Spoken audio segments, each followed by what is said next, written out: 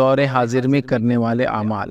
ویسے دو چیزیں ہیں یا دو باتیں ہیں یا دو قسم کی چیزیں جن میں آج کے حالات کے اعتبار سے چیزوں کو بانٹتا ہوں۔ پہلا ہے کہ دور حاضر میں کرنے والے اعمال، اور دوسرا ایک درس ہوتا ہے دور حاضر میں کرنے والے کام۔ دور حاضر میں کرنے والے اعمال میں وہ باتیں رکھی جاتی ہے کہ کیا اعمال ہم کو کرنا ہے عبادات کے اعتبار سے، جس کی وجہ سے اللہ رب العزت ہم سے راضی ہو اور ہمارے اس جو ہم زمانے سے جس وقت سے گزر رہے ہیں اس میں ہم اچھی زندگی گزار سکیں، اچھے سے گزر سکیں۔ اور ایک ہوتا ہے دور حاضر میں کرنے والے کام، مطلب وہ کیا کام ہے ایک بحیثیت امت مجھے اور آپ کو کرنا ہے، وہ اس میں رکھے جاتے ہیں۔ تو آج کا جو لیکچر ہے ہمارا بہرحال وہ ہے کہ دور حاضر میں کرنے والے اعمال، مطلب وہ کیا اعمال ہے جو مجھے اور آپ کو کرنا ہے تاکہ جس دور سے ہم گزر رہے ہیں اس دور سے سکون اور اطمینان کے ساتھ گزر جائے، ایک اچھی دنیا کی زندگی ہم کو ملے اور ایک بہترین آخرت کی زندگی ہمیں عطا ہو یاد رکھیں۔ تو لہٰذا آئیے چلیے اپنی بات کی طرف بڑھتا ہوں، اور آج کیا اعمال ہمیں کرنا ہے، کون سی چیزیں ہم کریں گے دور حاضر جس سے ہم گزر رہے ہیں، جو آپ سب جانتے ہیں کتنے فتنے، فساد اور کس قسم کا دور ہے۔ بہرحال میں سمجھتا ہوں بہت زیادہ اس کے لیے آپ کو دانشور، علامہ اور سمجھدار ہونے کی ضرورت نہیں، مطلب جس دور سے میں اور آپ گزر رہے ہیں یاد رکھیے یہ بڑا ہی فتنوں کا دور ہے یاد رکھیے۔ اور اس فتنوں کے دور میں ہم دیکھ رہے ہیں مختلف قسم کے فتنے بس دن اور رات آ رہے ہیں، ایسا لگتا ہے کہ جیسے بارش کے خطرے برستے ہیں تو ویسے فتنے ہم پر آ رہے ہیں، مطلب جس طرح سے بارش ہوتی ہے اور ایک کے بعد ایک خطرے اس کے مسلسل برستے رہتے ہیں، تو اس طرح سے ہم دیکھ رہے ہیں فتنے، فساد، برائیاں، حالات جو ہے مختلف قسم کے، مطلب مختلف قسم سے یا تو لوگ آزمائے جا رہے ہیں یا تو پھر جو ہے ان پر عذابات ہم دیکھ رہے ہیں یاد رکھیے۔ چونکہ اللہ رب العزت ظاہر سی بات ہے دو ہی چیزیں ہوتی ہے، یا تو خوش ہوتا ہے قوموں سے اور جن سے وہ راضی ہوتا ہے اور خوش ہوتا ہے تو ان کو آزمائش میں ڈالتا ہے، اور یا تو پھر اللہ سزا دیتا ہے ان لوگوں کو جن سے وہ ناراض رہتا ہے اور جس پر اس کا غصہ اور غضب ہوتا ہے یاد رکھیں۔ تو لہٰذا ہم جس دور سے گزر رہے ہیں بڑا فتنوں کا دور ہے یاد رکھیں۔ تو اس دور کے اندر وہ کیا اعمال ہے جو مجھے اور آپ کو کرنا ہے تاکہ یہ زندگی اچھے سے گزر جائے اور مرنے کی بعد کی جو زندگی ہماری آخرت کی زندگی جو اچھی گزرے۔ تو آئیے 10 پوائنٹس کی شکل میں آج آپ کے سامنے آج جس دور سے ہم گزر رہے ہیں تو اس دور میں کرنے والے کیا اعمال ہوں گے جو مجھے اور آپ کو کرنا ہے۔ یاد رکھیے سب سے پہلی چیز یاد رکھیے ہم جس دور سے گزر رہے ہیں یہ فتنوں کا دور ہے، تو ہمیں اللہ رب العزت ہمیشہ فتنے مطلب فتنوں کا مطلب یہ ہے کہ ہماری آزمائش کا دور ایک طرح سے، تو ہمیں اللہ رب العزت سے ہمیشہ دعا کرتے رہنا چاہیے کہ اللہ رب العزت ہمیں آزمائش سے بچائے۔ تو آج کا پہلا ہمارا پوائنٹ ہوگا یاد رکھیے کہ فتنوں سے بچنے کے لیے اللہ کی پناہ طلب کرنا، فتنوں سے بچنے کے لیے اللہ کی پناہ طلب کرنا، چونکہ جو دور سے میں اور آپ گزر رہے ہیں یہ بڑا پرفتن دور ہے، بڑا آزمائشوں کا دور ہے، یا تو پھر ہم نے اپنے اعمال کو اتنے برے کر دیے بدعملیوں کے نتیجے میں عذاب آ رہا ہے ہم پر۔ اگر ہماری آزمائش ہے تو ہم کو صبر کرنا ہے، اور اگر ہم پر عذاب ہے تو اپنے اعمال کو تبدیل کرنے کی ہمیں کوشش کرنا ہے۔ ہم دیکھ رہے ہیں لوگ پیٹے جا رہے ہیں، مارے جا رہے ہیں، لیکن وہ سمجھ نہیں پا رہے ہیں کہ یہ آزمائش ہے، اللہ کا عذاب ہے۔ عمومی طور سے اللہ کی آزمائش ان لوگوں کو ہی آتی ہے، اللہ کی آزمائش ان لوگوں کو آتی ہے یاد رکھیے جو اللہ کے مقرب بندے ہوتے ہیں، اور اللہ ان کو عذاب دیتا ہے یاد رکھیے جو لوگ اس کو ناراض کرتے ہیں۔ ظاہر سی بات ہے ہمیں ہمیشہ اللہ سے فتنوں سے جو ہے پناہ طلب کرنا چاہیے، یہ ہمارا پہلا نقطہ ہے۔ نبی اکرم صلی اللہ علیہ وسلم کے تعلق سے آتا ہے، جو ہے زید بن ثابت رضی اللہ عنہ فرماتے کہ اللہ کے رسول صلی اللہ علیہ وسلم نے ایک بار یہ ارشاد فرمائی، مسلم کی روایت ہے، آپ نے فرمایا اور کہا کہ اعوذ باللہ من الفتن ما ظہر منها وما بطن۔ آپ صلی اللہ علیہ وسلم نے صحابہ سے آ کر کہا کہ اے لوگو تم اللہ سے پناہ مانگو، کن چیزوں سے؟ من الفتن، فتنوں سے یاد رکھیے، ما ظہر جو ظاہر ہے، منها وما بطن اور جو چھپے ہوئے ہیں۔ تو نبی اکرم صلی اللہ علیہ وسلم نے صحابہ سے کہا کہ اے لوگو فتنوں سے پناہ مانگو اللہ سے، جو ظاہر ہے اور جو چھپے ہوئے ہیں۔ چنانچہ جیسی نبی اکرم صلی اللہ علیہ وسلم کا یہ حکم صحابہ نے سنا، صحابہ نے یہ کہا جو حدیث میں آتا ہے نعوذ باللہ من الفتن ما ظہر منها وما بطن، ہم سب پناہ مانگتے اللہ کی ان فتنوں سے جو ظاہر ہے اور جو باطن ہے۔ تو گویا اللہ کے رسول صلی اللہ علیہ وسلم نے فتنوں سے بچنے کے لیے صحابہ کو تلقین کی، اور صحابہ نے فوراً یہ دعا دہرا لی اور کہا کہ اللہ ہم پناہ میں آتے ہیں تیری جو ظاہر فتنے اور جو باطن فتنے یاد رکھیں۔ تو لہٰذا ہم بہت پرفتن دور سے گزر رہے ہیں، اس فتنے کے دور میں یاد رکھیں ہم تمام کو خوب کثرت سے اللہ سے دعا کرتے رہنا چاہیے کہ اللہ ان فتنوں سے ہمیں نجات دے، ان فتنوں میں ہمیں ثابت قدم رکھ، ان آزمائشوں کی ہمارا جو مرحلہ ہے اس میں اچھے سے گزار دے، ہم کو اس چیز کی توفیق دے کہ چونکہ آزمائش بھی تیری طرف سے آتی ہے اور آزمائش کو برداشت کرنے کی اور صبر کرنے کی توفیق بھی تیری طرف سے آتی ہے، تو لہٰذا ہمیں توفیق دے جو آزمائش تو نے دیا اس آزمائش میں ہم کھرے اترے، صحیح سے اس آزمائش سے گزرے اور یہ زندگی ہماری خیر سے گزر جائے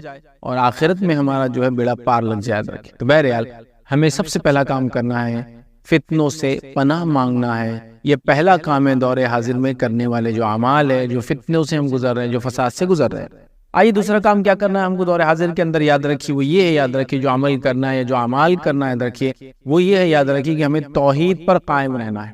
حالانکہ تو اول پوائنٹ ہونا چاہیے، لیکن ظاہر سی بات ہے اول میں نے اس لیے رکھا کہ فتنوں سے، چونکہ فتنوں کے تعلق سے، مصیبتوں کے تعلق سے ہم دیکھ رہے ہیں تو پہلا ہو رکھا، لیکن توحید، عقیدہ توحید پر ہونا ضروری ہے، اس لیے کہ اگر کوئی شخص عقیدہ توحید پر نہ ہو تو وہ آزمائش بھی اس کے لیے کچھ کام نہیں آنے والی، مطلب اس کو کوئی بینیفٹ نہیں ہونے والا آزمائشوں کا، بلکہ اس کے لیے ہو سکتا ہے سزا ہو۔ یاد رکھیں تو توحید سب سے امپورٹنٹ چیز ہے، یاد رکھیں دنیا کے اندر اگر کسی کو کوئی نعمت اللہ رب العزت نے عطا کی ہے اور جس نعمت کا انسان دن اور رات بھی شکر کرے تو کم ہے، وہ یہ ہے کہ اللہ رب العزت کسی بندے کو اس چیز کی ہدایت، مطلب جو نان مسلم ہے اس کو ہدایت دے دے، اور کسی مسلمان کو توفیق دے دے کہ وہ توحید پر قائم رہے۔ اس سے بڑی کوئی دوسری نعمت نہیں۔ یاد رکھیے اگر انسان کو اللہ رب العزت ہاتھ پیر بھی نہ دے تو بھی چل جائیں گا، لیکن توحید کی نعمت دے، اس لیے کہ یہ چلی جائے تو پھر دنیا تو برباد ہوتی ہے، آخرت بھی ہو جاتی ہے۔ اللہ تعالیٰ مال و دولت نہ دے، غربت میں زندگی گزار دے، مگر توحید پر ہو، کامیابی ہے۔ اللہ تعالیٰ نے اگر مشکلوں میں زندگی گزار دی، بیماریوں میں گزار دی، تنگ دستی میں گزار دی، شہر سے بے شہر آپ کو ہونا پڑا، وطن سے بے وطن ہونا پڑا، مشکل ہو گئی، زمین پر فساد تھا آپ کے، کچھ بھی ہو، لیکن آپ نے اگر یہ کام کیا نا کہ آپ توحید پر تھے تو باقی بیڑا انشاءاللہ العزیز پار ہے۔ یاد رکھیے، اور اگر توحید نہیں تھی اور دنیا عیش و آرام سے گزر گئی، مال و دولت میں گزر گئی، حکومت اور جس کو کہیں گے سب کچھ مل گیا، اولاد مل گئی، اچھا ماحول مل گیا، کھانے کو ملی نعمتیں، زمین جائیداد، یہ وہ اچھا ملک، سب کچھ مل جائے، سلطنت دنیا کی، آخرت میں جو خسارہ۔ یاد رکھیے تو ہمیں توحید پر قائم رہنا ہوگا، یاد رکھیے توحید پر باقی رہنے کی دن رات کوشش کرنا ہوگی، اور یہ بات کو جانچنا ہوگا، دیکھنا اور پرکھنا ہوگا کہیں ایسا نہ ہو ہمارے اندر کسی بھی قسم سے توحید کی الٹ چیز، وہ کیا ہوتا ہے شرک، وہ آنا جائے۔ اس لیے اگر وہ آ جائے تو وہ ایک ایسا کیڑا، یاد رکھے، جو کسی بھی اچھے جھاڑ کو ایسا کیڑے خراب کر دیتے ہیں، جو جھاڑوں کو جڑوں میں لگ جاتے ہیں کبھی، تو یہ توحید میں اگر خلل ہو جائے، مطلب شرک آ جائے، تو یہ ایک ایسا کیڑا ہے جو جھاڑ کی جڑ میں لگا ہوا ہے، اوپر بھی نہیں دکھتا بھی نہیں۔ بہت اہم بات ہے، یاد رکھیں۔ تو دوسرا کام ہم کو کرنا ہے، توحید پر قائم رہنا ہے، چاہے حالات کسی بھی قسم کے ہو، چاہے کسی بھی حالات سے میں اور آپ گزر رہے ہوں، یہ بات کا تہیہ ہوں گا کہ توحید ہمارے ہاتھ سے کبھی نہ جائے۔ رکھے چونکہ عقیدہ توحید پر ثابت قدمی یہ سب سے بڑی اللہ رب العزت کی نعمت اور دولت ہے، اس لیے کہ اللہ رب العزت نے قرآن میں دیکھیے کیا فرمایا، ما اصاب من مصیبت الا باذن اللہ ومن یؤمن باللہ یہدی قلبہ واللہ بکل شیء علیم۔ اللہ فرماتا کہتا ہے جو مصیبت بھی آتی ہے وہ اللہ کے اذن حکم سے آتی ہے، اور جو اللہ پر ایمان لائے تو اللہ اس کے دل کو ہدایت بخشتا ہے، اور اللہ ہر چیز کو جاننے والا ہے۔ تو ہر مصیبت اللہ کی طرف سے آتی ہے، لیکن جو شخص ایمان لائے اللہ پر، مطلب توحید پرست ہو، تو آزمائش اللہ کی طرف سے، اگر ہم توحید پر ہوں گے اس آزمائش میں تو اللہ کیا کریں گے، ہمارے دل کو ہدایت بخشیں گے۔ یاد رکھ ہمیں اس مصیبت، اس مشکل، اس پریشانی، اس جو آفت یا بلا ہم پر وہ لاتا ہے، جو آزمائش لاتا ہے، اس میں ہم کو ثابت قدمی ملیں گی۔ یاد رکھیں تو اللہ نے خود فرما دیا کہ اللہ کی طرف سے مصیبت آتی ہے، لیکن اللہ تعالیٰ کسی کے دل کو اگر ہدایت دے دے، کسی بندے کو ایمان پر رکھ دے تو بہرحال اس کی اللہ کی بڑی نعمت ہے، اور اللہ رب العزت جو ہے دل کو ہدایت بخشتا ہے، اور اللہ ہر چیز کو جاننے والا ہے۔ تو ظاہر سی بات ہے ہم کو یاد رکھے توحید پر رہنا ہے، اور شرک جیسی بری اور خطرناک بیماری ہمارے اندر کبھی نہ آئے۔ اور یہ بات بھی میں رکھ دوں، یاد رکھے کسی بھی عمل کو قبول ہونے کے لیے 3 کنڈیشن علماء لگاتے ہیں۔ سب سے پہلا توحید پر ہو، دوسرا خالص نیت سے کرے، اور تیسرا سنت کے مطابق ہو تو عمل قابل قبول ہے۔ یہ جنرل رولنگ ہے، جنرل اصول ہے، آپ یاد رکھ لیے۔ تو یہاں پہلا پوائنٹ بھی آ گیا اس کے اندر، یہ کہ جو اعمال کی قبولیت کی ضروری ہے توحید۔ کوئی انسان کتنا بھی عمل کرے توحید پر نہ ہو، اخلاص کے ساتھ بھی کرے اور سنت کے مطابق بھی کرے تو فائدہ نہیں ملے گا۔ کوئی انسان کتنا بھی جو ہے سنت کے مطابق کام کرے لیکن توحید پرست نہ ہو تو اس کو فائدہ نہیں ملے گا۔ کوئی انسان توحید پرست بھی ہو، سنت کے مطابق کام کرے، لوگوں کو دکھانے کرے تو بھی فائدہ نہیں ہوگا۔ تینوں چیزوں کا کمبینیشن ہے، یاد رکھیے کوئی بھی عمل کا قبولیت۔ تو یہ ہمارا سیکنڈ پوائنٹ تھا کہ ہم توحید پر ہو، یاد رکھیے۔ پہلا فتنوں میں ہم جو ہے اللہ رب العزت سے ہمیشہ دعا کرے کہ اللہ حفاظت کرے، دوسرا توحید پر یاد رکھے۔ آئیے تیسرے پوائنٹ کی طرف بڑھتے ہیں، وہ کیا عمل ہے ہم کو کرنا اس دور میں، جس دور سے میں اور آپ گزر رہے ہیں۔ یاد رکھیے وہ عمل یاد رکھے، کتاب اللہ اور سنت رسول اللہ صلی اللہ علیہ وسلم کو مضبوطی سے تھام لینا ہے۔ کتاب اللہ اور سنت رسول اللہ صلی اللہ علیہ وسلم کو مضبوطی سے تھام لینا ہے۔ یہ بات میں نے کیوں کہی؟ کیونکہ اس سے پہلے کا جو پوائنٹ تھا اس کے آخر میں نے جو کہا کسی بھی عمل کی قبولیت کے لیے 3 کنڈیشن ضروری ہے، توحید پر ہو، اخلاص نیت سے کیا ہے، سنت کے مطابق کیا جائے۔ تو کتاب و سنت یاد رکھیے، کتاب و سنت یاد رکھیے، اس کو ہم کو تھام لینا ہے مضبوطی کے ساتھ۔ اگر کتاب و سنت کو ہم نے مضبوطی سے نہیں تھاما، یاد رکھیے، تو اللہ رب العزت ہمیں ہدایت اور رہنمائی نہیں دے سکتا، کیونکہ ہدایت اللہ کی کتاب میں ہے۔ قرآن میں اللہ نے کیا فرمایا سنیے، قرآن کا حکم اللہ فرماتا ہے، کہتا ہے قد جاءکم من اللہ نور و کتاب مبین۔ اللہ فرماتا ہے کہ اللہ کی طرف سے تمہارے پاس جو ہے نور اور کتاب مبین، کھلی کتاب آ گئی، مطلب قرآن نور ہے، ہدایت ہے، اور کھلی کتاب آ گئی۔ تمہارے پاس اللہ کی طرف سے نور اور ایسی واضح کتاب آ چکی ہے جس کے ذریعے اللہ تعالیٰ ان لوگوں کو سلامتی کے راہوں کی طرف ہدایت دیتا ہے جو اس کی رضا کی اتباع کرتے ہیں، اور اپنے حکم سے اندھیروں سے نکال کر روشنی کی طرف لے جاتا ہے، اور صراط مستقیم کی طرف ان کی رہنمائی کرتا ہے۔ تو یہاں اللہ رب العزت نے واضح کر دیا کہ ہمارے پاس قرآن کی شکل میں نور آ گیا اور کھلی کتاب آ گئی، اللہ اس کے ذریعے جو اس کے راستے میں چلتا ہے ان کو ہدایت دیتا ہے۔ تو گویا قرآن وہ کتاب ہے، یاد رکھیے ہمارے لیے کتاب ہدایت ہے، اگر اس کو ہم چھوڑ دیں گے تو یاد رکھیے دنیا میں کوئی کامیابی کا راستہ نہیں ہے۔ اکثر لوگ ہم دیکھتے ہیں اس کتاب کو چھوڑنے کے نتیجے میں دنیا میں ذلیل اور گمراہ ہوتے ہیں، اور آخرت میں یاد رکھیے بہت ہی سخت انجام ہوں گا، یاد رکھیے۔ تو لہٰذا ہمیں چاہیے کہ قرآن کو ہم تھام لیں، قرآن کو اپنی زندگیوں کے اندر لے آئے، اور قرآن کے مطابق مکمل طور سے میری اور آپ کی لائف گزرے، یہ سب سے امپورٹنٹ ہے، یاد رکھیے۔ چلیے آگے بڑھتے ہیں، فورتھ پوائنٹ کی طرف بڑھتے ہیں، جو آج کے جدید دور میں جو فتنوں کا دور ہے، جو جس طرح کے حالات سے گزر رہے، کیا عمل ہم کریں؟ فورتھ کام کو کرنا ہے، دینی علم کو خوب حاصل کرنا ہے۔ توحید کا علم ہم نے دیکھ لیا، ضروری ہے توحید پر رہنا، اور اس کا علم ہوگا تو رہیں گے ہم۔ اس کے بعد کتاب و سنت کے مطابق عمل ہم نے دیکھ لیا، یاد رکھیے۔ اب ہم جو پوائنٹ دیکھ رہے ہیں وہ دینی علم کو حاصل کریں، مطلب من جملہ اسلام کا نالج گین کریں، یاد رکھیے یہ بے حد ضروری ہے، اس لیے کہ علم جو ہے نور ہے، یاد رکھیے۔ دیکھیے میں آپ کو مثال دیتا ہوں، علم کی مثال کیا ہے؟ اگر ایک جگہ اندھیرا اور آپ لکڑی لے لے رہے اس سے اندھیرے میں چلائے تو کیا اندھیرے کو مار لائیں گا اس سے؟ نہیں۔ لیکن اگر اسی اندھیرے میں آپ چھوٹا سا بلب جلا دے تو وہ روشنی اندھیرے کو ختم کرنا شروع کر دیتے۔ تو علم یہی ہے، علم نور ہے، مطلب دنیا میں اندھیرا ہے، اگر اللہ رب العزت اپنی شریعت کو نازل نہ کرتا تو انسان تو کبھی ہدایت تک نہیں پہنچ سکتا، ہے نا؟ تو ظاہر سی بات ہے علم نور ہے، دین اور شریعت کا علم میں یہاں خاص طور سے کہہ رہا ہوں، اور اس کے علاوہ دنیاوی علم بھی اس میں شامل ہے، لیکن سب سے اول دین اور شریعت کا خوب علم حاصل کرے، یہ بے حد ضروری، یاد رکھیے یہ وقت کی ضرورت ہے، یاد رکھیے آج لوگوں کو بیسیکلی طہارت کے ایشوز نہیں معلوم ہے، اس کے مسائل نہیں معلوم ہے نا۔ طہارت بنیادی چیز ہے، اس لیے کہ اس کے بغیر نماز روزہ مطلب جس کو کہیں گے نماز نہیں ہوتی، یاد رکھیے، ہے نا۔ ہم جانتے ہیں اس تمام چیزوں کو، حج وغیرہ اس پر ڈیپینڈ ہے، طہارت وغیرہ کے مسائل یاد رکھیے، قرآن کی تلاوت اس سے جڑی، یاد رکھیے بہت سارے احکام۔ ایسے تو اسلام چاہتا ہے ذہنی طہارت ہو، مطلب ذہن پاک ہو، خیالات پاک ہو، جسم پاک ہو، کپڑے لباس پاک ہو، اطراف کا ماحول پاک ہو، محلے پاک ہو مسلمانوں کے، ہے نا۔ تو بہرحال ہمیں جو ہے دینی علم حاصل کرنا ہے۔ ہم دیکھیے بنیادی طور سے دینی علم اتنا ہم میں کمزور ہے کہ اگر نماز میں اگر وہ رکعتیں زیادہ ہو جائے، کم ہو جائے، کوئی رکن چھوٹ جائے نماز کا، تو کیا کرنا ہے ہم کو پتا نہیں، بس لوگ جو بول رہے ہیں ہم وہ کر لے رہے ہیں، لیکن ہم کو نہیں پتا کہ سسٹمیٹیکلی مجھے اور آپ کو کیا کرنا چاہیے جب اس طرح کا کوئی واقعہ ہو جائے تو ہمارے ساتھ۔ تو بہرحال یہ بڑی سوچ کی چیزیں یاد رکھیے، اس معاملے میں بہت گہرائی سے ہم کو سوچنا ہے، یاد رکھیے، اور ہمیں جو اس چیز پر عمل کرنا ہے، دینی علموں کو حاصل کرنا ہے، یاد رکھیے، اس لیے کہ یاد رکھیے اللہ رب العزت نے یہ حکم سورہ توبہ میں دیا، صحابہ کے تعلق سے آتا ہے، سورہ توبہ سورہ نمبر 9 آیت نمبر 122 میں اللہ نے دیکھی کیا فرمایا، اور کہا، اللہ نے فرمایا پھر ایسا کیوں نہ ہوا کہ ہر فرقے میں سے کچھ لوگ دین میں سمجھ پیدا کرنے کے لیے نکلتے تاکہ جب وہ ان کی طرف واپس لوٹتے تو اپنے گھروں کو برے انجام سے ڈراتے، اس طرح شاید وہ برے کاموں سے بچتے رہتے۔ مطلب ایسا کیوں نہیں ہوا کہ صحابہ جہاں جن علاقوں سے تھے وہ کیوں نہیں آئے اور دین کا علم کیوں نہیں حاصل کیا، تاکہ وہ علم حاصل کرتے دین کا اور پھر جا کر اپنے گھر والوں کو سکھاتے۔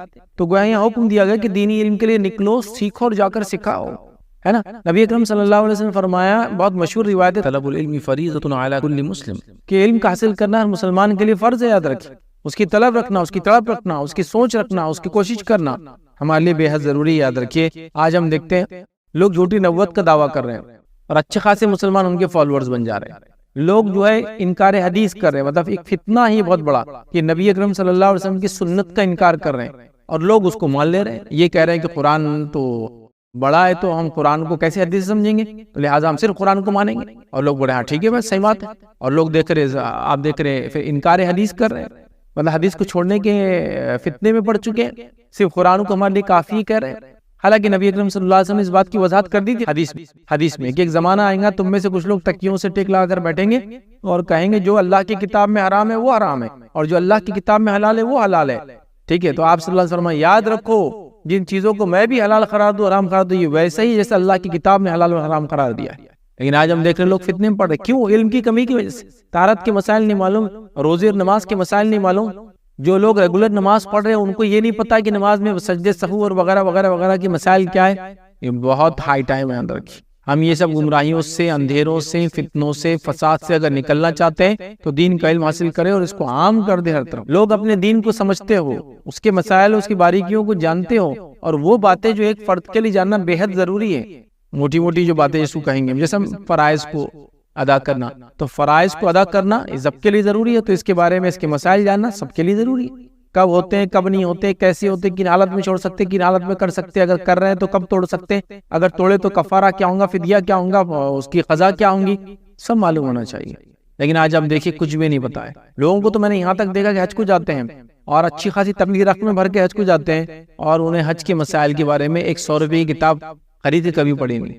اگر کوئی کہے کہ بھائی حج کے مسائل پہ کوئی کتاب خرید لو، تو ان کو جان پہ آتا رہے اتنا پیسہ کہاں خرچ کریں گے. 2-2 4 لاکھ حج کے لیے کرتے ہیں، لیکن 200 کتاب لے کر مسائل کو جاننے کی کوشش نہیں کرتے. بے حد ضروری ہائی ٹائم ہے دینی علم کو ہم خوب عام کرے اور اس کو حاصل کرے. آئیے 5واں کام جو ہم کو کرنا ہے اس دور میں، یاد رکھیے، وہ یہ ہے مسلمانوں کی جماعت میں شامل رہنا اور تفرقے سے اجتناب کرنا، مطلب اختلاف سے بچنا ہے.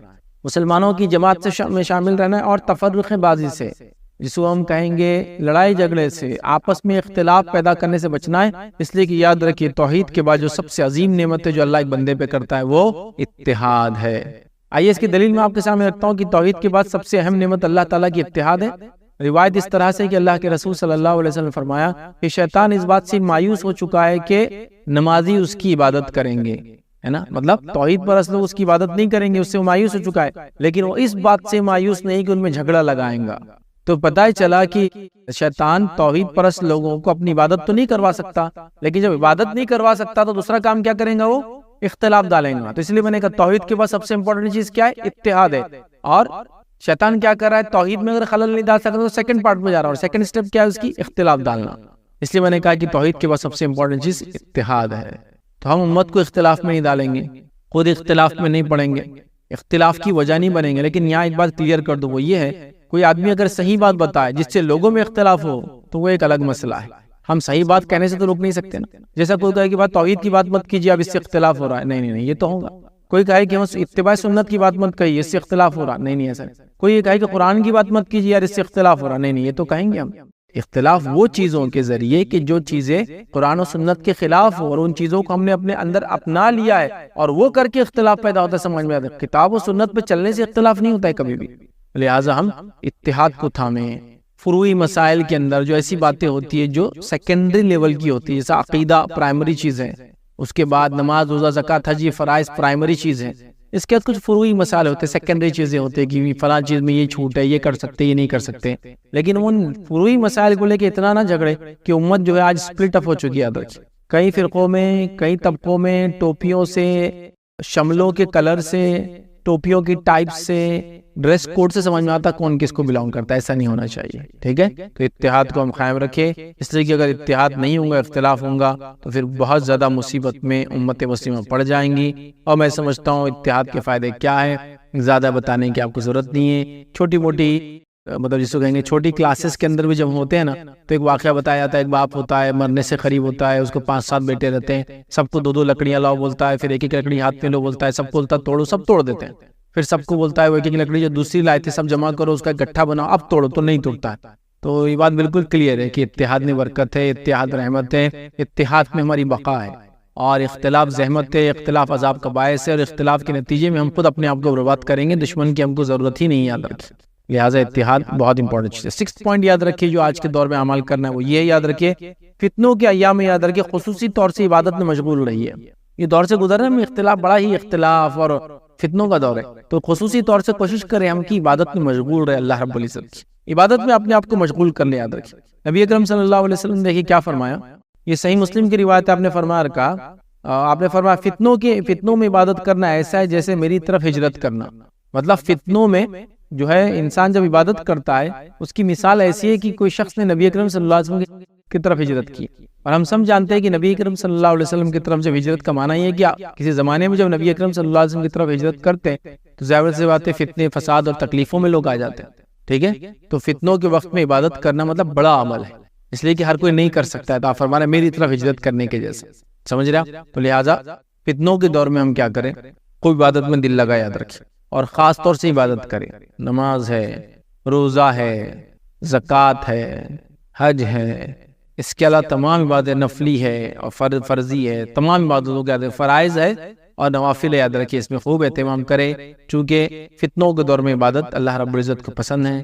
یہ ایک بندے کو اللہ نے آزمائش میں ڈالا، اور اس آزمائش میں بھی اسی رب کو یاد کرتا ہے جس نے آزمائش میں ڈالا، اور ظاہر سی بات ہے اللہ دیکھتا ہے اس بندے کو اور کہتا ہے کہ یہ تو میرا بندہ ہے، یہ جانتا ہے اس کا ایک رب ہے، اسی نے اس کو آزمائش میں ڈالا ہے، وہی نکال سکتا ہے، کیونکہ بندہ اسی سے مانگتا ہے۔ تو آزمائش بھی اللہ کی طرف سے، اس کو برداشت کرنے کی توفیق بھی اللہ کی طرف سے، اور اس آزمائش کو ہٹانا بھی اللہ کی طرف سے۔ بس ہمارا کام ہے اس میں صبر کرے اور اللہ سے دعا کرتے رہے کہ اللہ اس کو ہٹا دے۔ اسی طرح 7th پوائنٹ جو آج کا ہم لیں گے، 7واں کام جو ہم کو کرنا ہے آج کے دور میں، جو عمل کرنا ہے، یاد رکھیے تقوی کو اختیار کرنا ہے، اور تقوی کا تعلق دل سے، یاد رکھیے۔ تقوی میری داڑھی سے، تقوی میری ٹوپی سے، تقوی میرے نماز کے چٹے سے نہیں سمجھ میں آ سکتا ہے۔ تقوی دل کی کیفیت وہ اندر ہوتا ہے کہ جب بندہ اکیلا ہوتا ہے اور اکیلے میں بھی وہ کوئی گناہ نہیں کرتا، یہ سوچ کر کہ اس کا رب اسے دیکھا۔ اور تقوی کیا ہے؟ تقوی یہ ہے کہ اللہ رب العزت کے عذاب سے ڈر کی وجہ سے اور نبی اکرم صلی اللہ علیہ وسلم کی نافرمانی سے بچنے کے لیے ایک انسان سیدھی راہ پر چلے، صحیح کام کو کرے، یہ تقوی ہے۔ کیونکہ اللہ مجھے پکڑ نہ لے، اس لیے میں نیک کام کرتا ہوں، یہ تقوی ہے۔ کہ نبی اکرم صلی اللہ علیہ وسلم کی نافرمانی نہ ہو جائے مجھ سے، میں کیا کروں گا اگر ایسا میں کر کے چلا جاؤں گا تو روز قیامت کیا انجام ہوگا؟ تو بہرحال وہ جو جب یہ سوچتا ہے تو تقوی اختیار کرتا ہے، اور تقوی دل کی کیفیت یاد رکھیے۔ اللہ رب العزت نے قرآن میں دیکھی کیا فرمایا اس کے تعلق سے، اللہ فرماتا اور کہتا ہے تقوی کے تعلق سے، یاد رکھیے اللہ نے فرمایا یا ایھا الذین آمنوا ان تتقوا اللہ یجعل لکم فرقانا ویکفر عنکم سیئاتکم ویغفر لکم واللہ ذو الفضل العظیم۔ اللہ فرماتا اور کہتا ہے، سنیے اس کا ترجمہ، اے ایمان والو اگر اللہ تعالیٰ سے ڈرتے رہو گے تو وہ تمہیں ایک بصیرت اور حق اور باطل کا فرق عطا کرے گا۔ اے لوگوں جو ایمان لائے ہو، کیا فرمایا یا ایھا الذین آمنوا ان تتقوا اللہ، اگر تم اللہ سے ڈرو گے تو اللہ تعالیٰ تم کو کیا کریں گے؟ یجعل لکم فرقانا، تمہیں فرق عطا کرنے والی چیز عطا فرمائیں گا، اور وہ کیا ہوں گی؟ فرق عطا کرنے والی چیز عطا فرمائیں گا، مطلب حق اور باطل میں ڈیفرینشیٹ کرنے کی صلاحیت انسان کو ملتی ہے جب وہ ایمان کے بعد تقوی اختیار کرتا ہے۔ حق اور باطل میں اللہ فرماتا اور کہتا ہے یجعل لکم فرقانا، وہ تم کو ایک فرق کرنے والی چیز عطا کر دے گا۔ پھر فرق کیا فرمایا؟ ویکفر عنکم سیئاتکم، اور تم سے تمہارے گناہوں کو معاف کر دے گا۔ پھر فرمایا ویغفر لکم، اور تمہاری مغفرت کر دے گا۔ پھر فرمایا واللہ ذو الفضل العظیم، اللہ بڑے فضل کا مالک ہے۔ تو یہاں اس آیت میں بتایا گیا کہ اگر ایمان کے بعد تقوی اختیار کرتے ہیں تو اللہ رب العزت ہم کو فرقان عطا کرتا ہے، فرق کرنے کی تمیز عطا کرتا ہے۔ اور آج یہ چیز کھو چکی ہے، ہم حرام اور حلال کا فرق بھول چکے ہیں، محرم اور غیر محرم کا فرق بھول چکے ہیں، اسی طرح سود اور حلال چیزوں کا فرق، تجارت کا فرق بھول چکے ہیں، اسی طرح سنت اور بدعت کا فرق بھول چکے ہیں، اسی طرح توحید اور شرک سب کو ایک جیسا سمجھ رہے ہیں ہم لوگ۔ تو یہ فرقان جو ڈیفرنشیٹ کرنے والی چیز ہے، جو کسوٹی ہے، جو کرائیٹیرین ہے، وہ تب ملیں گا جب ایمان لانے کے بعد ہم تقوی اختیار کریں گے تو اللہ ہم کو فرقان عطا کریں گا، اور فرقان عطا کرنے کے نتیجے میں کیا ہوگا معلوم آپ کو؟ اللہ رب العزت ہم کو سمجھ دے دیں گا قرآن میں، مطلب اچھائی و برائی کی، اور اس کے بعد ہمارے گناہوں کو معاف کریں گے، ہماری مغفرت کریں گے۔ اللہ بڑے فضل کا مالک ہے، اللہ کے لیے تمام چیزیں آسان ہیں۔ تو میں سمجھ رہا ہوں تقوی اختیار کرنا کتنا امپورٹنٹ ہے، اس بات سے واضح ہو رہا ہے۔ یاد رکھیں ہمیں تقوی اختیار کرنا چاہیے اللہ رب العزت کا، یاد رکھیے ہر حال میں، یاد رکھیں ہر حال میں، چاہے میں لوگوں کے سامنے ہوں، چاہے میں اکیلے میں ہوں، چاہے مجھے کوئی دیکھ رہا ہے، چاہے مجھے کوئی دیکھ نہیں رہا ہے، میں اپنے ہر بار ایسے رہوں۔ جیسے مثال کے طور پہ ایک آدمی جا کے کسی ہال میں بیٹھا ہے تو وہ کیسا بیٹھتا ہے؟ جب CCTV کیمرہ لگا ہوتا ہے، اور کیسا بیٹھتا ہے جب وہ نہیں ہوتا ہے۔ لیکن اگر آپ کو یہ پتا ہو کہ CCTV کیمرہ ہمیشہ لگا ہے تو آپ صحیح کام کرتے ہیں نا، غلطیوں سے بچتے ہیں۔ اسی طرح یاد رکھیے اللہ رب العزت CCTV تو ایک بڑی ہیچ مثال ہے، اللہ رب العزت ہر چیز سے باخبر ہے، خیالات ہمارے ذہن میں کیا ہوتا ہے اس سے باخبر ہے۔ تو بہرحال ہمیں چاہیے کہ ہم اللہ کا تقوی اختیار کریں، اس کے بڑے فائدے ہیں۔ اسی طرح جو ہے 8th پوائنٹ یا 8واں کام جو ہم کو کرنا ہے آج کے دور میں، جو فتنوں کا دور ہے، یہ دور جس سے ہم گزر رہے ہیں، یاد رکھیے وہ کام ہے، یاد رکھیے کثرت سے توبہ اور استغفار کرنا ہے، کثرت سے توبہ اور استغفار کرنا، بہت زیادہ توبہ اور استغفار کرنا، کیونکہ جب انسان توبہ اور استغفار کرتا ہے اللہ رب العزت ایسی قوم کو عذاب نہیں دیتا۔ آئیے اللہ کیا فرماتا ہے قرآن کے اندر، سنیے اللہ فرماتا ہے، کہتا ہے سورہ انفال سورہ نمبر جو ہے 8 اور آیت نمبر 33 میں اللہ فرماتا ہے، کہتا ہے وَمَا كَانَ اللَّهُ مُعَذِّبَهُمْ وَهُمْ يَسْتَغْفِرُونَ، کہ اللہ تعالیٰ کیوں کسی قوم کو عذاب دیں گا جبکہ وہ اس سے معافی مانگتے استغفار کرتے ہیں۔ کیا فرمایا اللہ نے؟ وَمَا كَانَ اللَّهُ مُعَذِّبَهُمْ، اللہ کو کیا پڑی کسی قوم کو عذاب دینے کی، وَهُمْ يَسْتَغْفِرُونَ، جبکہ وہ اس سے اپنے گناہوں کی معافی طلب کرتے ہیں۔ تو گناہوں کی معافی طلب کرنا بڑا عمل ہے. ہمیں ہمیشہ گناہوں سے معافی مانگتے رہنا چاہیے، ہر پل، ہر بار، ہر وقت، اٹھتے بیٹھتے سوتے جاگتے. نبی اکرم صلی اللہ علیہ وسلم گناہ نہیں کرتے تھے، معصوم تھے خطاؤں سے، گناہوں سے پاک تھے. آپ یاد رکھیے اس کے باوجود بھی آپ 70 to 100 ٹائمز روایت میں آتا ہے توبہ اور استغفار کرتے ہیں. تو یہ ہم کو ٹریننگ تھی ایکچولی کہ امت کیا کرے. ہم تو کتنے گناہ کر رہے دن اور رات. نبی اکرم صلی اللہ علیہ وسلم معصوم ان خطا ہونے کے باوجود بھی معافی مانگ رہے ہیں. تو ہمیں گناہ ہوتے ہی معاف کر دینا. اور جب اللہ کیا فرما رہا ہے، اللہ کو کیا پڑی کسی قوم کو عذاب دینے کی جبکہ وہ استغفار کرتے ہیں. کثرت سے استغفار کرنے والے بن جائے. استغفار کے ان گنت فائدے یاد رکھیے. میں جو ٹاپک آپ کے سامنے رکھ رہا ہوں یاد رکھیے، 8 پوائنٹ ہے اور آگے اور 2 بھی ہے. یہ ہر پوائنٹ پہ میرا ایک کمپلیٹ لیکچر ہے. تقوی آپ اس سے پورا کمپلیٹ لیکچر ہے میرا. صبر اس پہ کمپلیٹ لیکچر ہے. ٹھیک ہے، توبہ استغفار اس پہ کمپلیٹ لیکچر ہے. آپ کوئی بھی پوائنٹ اٹھا لیجیے اس کے اندر سے. علم اس پہ کمپلیٹ لیکچر ہے، علم کی اہمیت. تو ہر پوائنٹ پہ یاد رکھیے میرا ایک کمپلیٹ مکمل لیکچر ہے. ٹھیک ہے، تو آپ ان کو تلاش کیجئے. جیسے پناہ مانگنے والی دعائیں سارے ملیں گے آپ کو، پورے جتنے پوائنٹس ہیں اس پہ لیکچر سے. ٹھیک ہے، تو خاص طور سے توبہ اور استغفار. توبہ کا میننگ کیا ہے؟ ایک راستے سے چل رہا تھا انسان، وہ راستے سے پلٹ گیا، مطلب گناہوں کے راستے پہ تھا، اپنے آپ کو پلٹ گیا، نیکی کی طرف مڑ گیا. استغفار کیا ہے؟ توبہ کرنے کے بعد وہ اپنے گناہوں سے معافی چاہتا ہے اپنے رب سے، اور جو گناہ ہو چکے اس کی معافی چاہتا ہے، اور جس حالت سے گزر رہا ہے اس میں معافی مانگتا ہے، اور آنے والی زندگی میں گناہ نہ ہو بلکہ معافی مانگتا ہے. سمجھ رہا بات؟ لہٰذا توبہ اور استغفار کا ہم دامن تھام لے. اور میں سمجھتا ہوں توبہ اور استغفار کیا ہے آپ جانتے ہیں، اور توبہ کے کچھ کنڈیشن ہیں. سب سے پہلے دل میں نادم ہو، انٹینشن ہو توبہ کا. اس کے بعد اللہ سے توبہ کرے، اور اس کے بعد جو ہے کبھی نہ اس عمل کو دہرائے، اور بندوں کا معاملہ ہو تو اس چیز کو واپس لوٹا دے. یہ کنڈیشن ہے یاد رکھیے توبہ کی. لہٰذا ہمیں توبہ کرنا ہے اور کثرت سے استغفار کرنا. آئیے آگے بڑھتے ہیں. اور جو جدید دور میں جس حالت سے ہم گزر رہے، جو کرنے والے اعمال ہے اس میں سے ایک عمل جو کرنا ہے وہ ہے فارغ اوقات کو نفع بخش کاموں میں لگانا ہے. کیونکہ آج کل لوگوں کے پاس بہت خالی وقت، جتنی دنیا بزی بھی ہو رہی ہے تو اتنے لوگ خالی بھی تو ہے. آج دیکھیے ہر آدمی کوشش کر رہا ہے کہ اس کو جو 1.5 GB 2 GB 3 GB پھکٹ میں ملا ہے، فری کا ملا ہے، بس اس کو خرچ کرنے پورا دن ڈال رہا. دیکھیے آپ پورا دن ویسٹ ہو رہا ہے. میں نے پیسے بھر دیا، سال بھر کا ریچارج کر لیا 2500 کا. آپ 2500 کا ریچارج کیا تو میرے لیے ضروری ہے نا ایک بائٹ نہیں، اس کا ایک بٹ یوز کروں میں. تو بس لگا ہے وہ جتنے GB اس کو فری ملا کھپا رہا ہے اس کو. بس بھائی وہ ایک بنڈل ایک پیکیج ہے، لے لیا آپ نے، ختم. آپ کو جتنی ضرورت ہے کیجیے، باقی بند. لیکن فالتو میں وقت ضائع کیا جا رہا ہے. کچھ لوگوں کی مصروفیت کا یہ عالم یاد رکھے کہ ان کے ذرہ برابر بھی ٹائم نہیں ہے، اور کچھ لوگوں کے خالی وقت کا یہ عالم یاد رکھے کہ ان کا اتنا وقت ہے کہ وہ اپنے وقت کو کہاں ضائع کرے اس پہ پریشانی. معلوم ہاؤ ٹو ویسٹ ٹائم، اس کے لیے تیاریاں چل رہی کہ وقت کو برباد کیسے کرے یاد رکھے. ٹھیک ہے، لوگوں کے پاس اتنا خالی وقت ہے اسی کو انتہا نہیں. ہم اپنے خالی وقت کو، فارغ اوقات کو نفع بخش کاموں میں لگائے، دین اور دنیا کے فائدے میں لگائے. دین حاصل کرے، دنیا بھی حاصل کرے، دین پر عمل کر کے عبادتیں کرنے کا معاملہ کرے، اور دنیا کا علم حاصل کر کے دنیا میں کچھ حلال کمانے کا وہ کرے، لوگوں کو فائدہ پہنچانے کی کوشش کرے، ماحول کو صاف کرنے کی کوشش کرے، اطراف میں علم پھیلانے کی کوشش کرے، خود علم حاصل کرے، دوسروں کو علم دے، لوگوں کے لیے سماجی خدمت کرے، لوگوں کی ہیلپ کرے، مدد کرے، تعاون کرے، جو کچھ ہو سکتا بہرحال. بہت امپورٹنٹ ہے یاد رکھیے. آج امت مسلمہ کے پاس خالی وقت اتنا زیادہ ہے، نوجوانوں یوتھس کے پاس خاص طور سے، اسپیشلی جو ایجوکیشن میں آج کل تو اسکولنگ ایجوکیشن بھی آن لائن چل رہا ہے، کالج وغیرہ بھی آن لائن چل رہے ہیں. بچے 2 سال سے اسکول اور کالج کی صورت نہیں دیکھے یاد رکھے. لیکن یہ 2 سال میں کیا کنسٹرکٹیو کیا؟ بس ایک چیز کی کہ انسان نے اپنے جسم پہ چربی چڑھا لیا 2 سال میں. بس پڑھے، بس کھا رہے پی رہے اور اوبیس بن گئے. کوئی ہنر نہیں، کوئی فن نہیں، کوئی ایکسٹرا کیریکولم ایکٹیویٹی نہیں، کوئی اسکل ڈیولپمنٹ نہیں، کچھ بھی نہیں. خالی وقت کو برباد کرے تو اپنے خالی وقت کو صحیح کاموں میں لگاؤ. اللہ کے ذکر میں لگاؤ، تلاوت قرآن میں لگاؤ، اللہ کی عبادت میں لگاؤ، اسکول کالج کا نالج حاصل کرنے میں لگاؤ. اس کے علاوہ جتنے بینیفیشل نالج ہے اس کو گین کرو، نالج کو ڈیسیمنیٹ لوگوں میں پھیلاؤ، لوگوں کے اندر اچھی عادتوں کو ڈالنے کی کوشش کرو، لوگوں کو اچھائی کا حکم دو، برائی سے روکو. کیا کچھ نہیں کرنا ہے ہم کو. آج امت مسلمہ ایجوکیشن میں کہاں ہے دیکھیے آپ، بزنس میں کہاں ہے آپ دیکھیے آپ، دنیا کے اندر کیا حال ہے ہمارا. تو اپنے خالی وقت کو، فارغ اوقات کو صحیح جگہ لگانا بہت امپورٹنٹ چیز ہے، اس کو ذہن میں رکھیں. آئیے 10واں اور آخری پوائنٹ جو میں آپ کے سامنے آج رکھوں گا وہ یہ ہوں گا، جو اعمال جو ہم کو کرنا ہے، جن دور سے ہم گزر رہے ہیں، اس میں صبر کرنا اور جلد بازی سے کام نہ لینا. صبر کرنا، صبر بڑی اہم چیز ہے یاد رکھیں، کیونکہ اللہ کی مدد کا تعلق صبر سے ہے. اللہ کی مدد صبر کے بعد آتی ہے یاد رکھیے. کوئی تکلیف آئی، کوئی مصیبت آئی، دکھ آئی، پریشانی آئی، فتنہ آیا، بیماری آئی، بزنس ڈوب گیا، سب کچھ ہوا، صبر کرنا ہے، نتیجہ ہے مدد آئی اللہ تعالیٰ کی. آئیے نبی اکرم صلی اللہ علیہ وسلم کیا فرماتے ہیں یاد رکھیے. حدیث کے الفاظ دیکھیے. اس طرح سے آپ صلی اللہ علیہ وسلم فرمایا، کہا اور یقین کر لو مدد صبر کے ساتھ آتی ہے، اور یقین کر لو اللہ کی مدد صبر کے ساتھ آتی ہے.